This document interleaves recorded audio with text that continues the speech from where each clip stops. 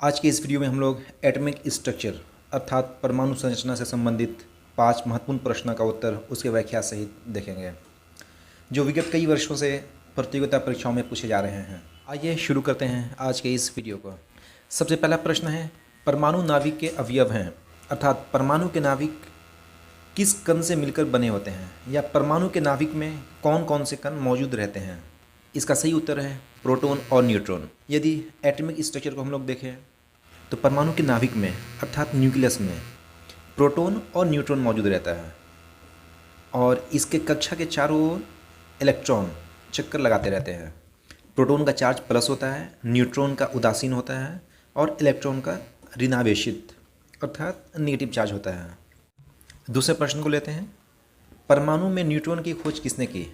इस प्रश्न को हल करने से पहले आइए देखते हैं छोटा सा 3 शब्द का एक ट्रिक है, जिसके माध्यम से हम लोग परमाणु के कण और उसके खोजकर्ता को याद करने का प्रयास करेंगे।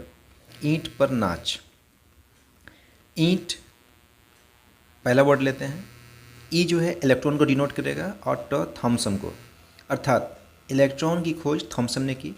इसी तरह से पर प्रोटॉन और रदरफोर्ड, प्रोटॉन की खोज किसने की, रदरफोर्ड ने की। और लास्ट शब्द है नाच, अर्थात नौ से न्यूट्रॉन और चैडविक, न्यूट्रॉन की खोज किसने की, चैडविक ने की। इस छोटे से ट्रिक के माध्यम से आप बहुत ही आसानी से परमाणु के कण और उसके खोजकर्ता को याद कर सकते हैं।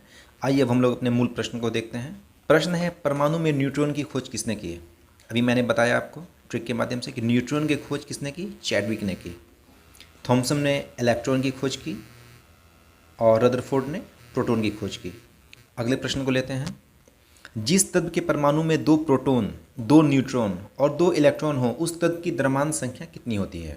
द्रव्यमान संख्या को जानते हैं। द्रव्यमान संख्या हम लोग उसे बोलते हैं किसी भी परमाणु के नाभिक में मौजूद प्रोटॉन और न्यूट्रॉन की कुल संख्या को हम लोग उस परमाणु का द्रव्यमान संख्या बोलते हैं। हम लोगों ने पहले प्रश्न में देखा था कि परमाणु के नाभिक में क्या प्रोटॉन और न्यूट्रॉन मौजूद रहते हैं और उसके चारों ओर कक्षा में इलेक्ट्रॉन चक्कर लगाते हैं।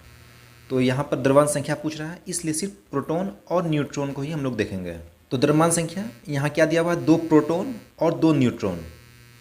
इलेक्ट्रॉन का हमें यहाँ पर कोई रिलेवेंट नहीं है, तो 2 प्रोटॉन और 2 न्यूट्रॉन मिलके कितना हुआ, 4। तो इस प्रश्न का उत्तर हो जाएगा 4, अर्थात जिस परमाणु में 2 प्रोटॉन और 2 न्यूट्रॉन मौजूद रहता है उसकी द्रव्यमान संख्या 4 हो जाएगी।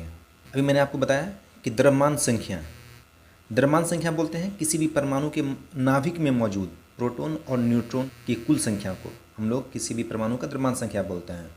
और परमाणु नंबर बोलेंगे, परमाणु के नाभिक में मौजूद प्रोटॉनों की संख्या को हम लोग परमाणु संख्या बोलते हैं। आइए हम लोग अब अगले प्रश्न को लेते हैं, निम्नलिखित में से किसमें ऋणात्मक आवेश होता है, अर्थात नेगेटिव चार्ज। अल्फा कण, बीटा कण, गामा कण या फिर अल्फा किरण। ये जो सारा अल्फा बीटा गामा किरण है, ये रेडियो एक्टिव पदार्थ के नाभिक से निकलने वाला किरण है।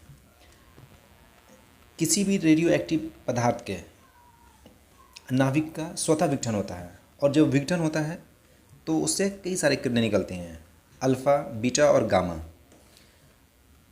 अल्फा किरण जो होता है, या जिसे हम लोग जो अल्फा कण से बना हुआ रहता है, अल्फा कण पॉजिटिव चार्ज रहता है।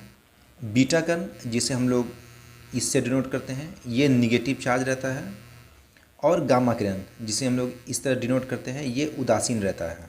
तो इस प्रश्न में फिर से हम लोग देखते हैं, निम्नलिखित में से किसमें ऋणात्मक आवेश होता है, अर्थात बीटा कण में ऋणात्मक आवेश होता है और इस बीटा कण को हम लोग इलेक्ट्रॉन भी बोलते हैं। अब अगले प्रश्न को लेते हैं, परमाणु जिनमें प्रोटॉनों की संख्या। इस प्रश्न को भी सॉल्व करने से पहले हम लोग 2 टर्म को देखते हैं, समस्थानिक और समभारिक। सबसे पहला वर्ड है समस्थानिक। समस्थानिक हम लोग किसी भी तत्व के 2 वैसे परमाणु को बोलेंगे जिसके परमाणु संख्या समान किंतु द्रव्यमान संख्या भिन्न भिन्न। क्या बोला मैंने, परमाणु संख्या समान, इसका मतलब क्या हुआ कि प्रोटॉन, 2 परमाणु में प्रोटॉन की संख्या क्या होगी, बराबर होगी, किंतु द्रव्यमान संख्या भिन्न भिन्न। और मैंने आपको बताया था कि द्रव्यमान संख्या किसे बोलते हैं, न्यूट्रॉन और प्रोटॉन के जोड़ को हम लोग द्रव्यमान संख्या बोलते हैं।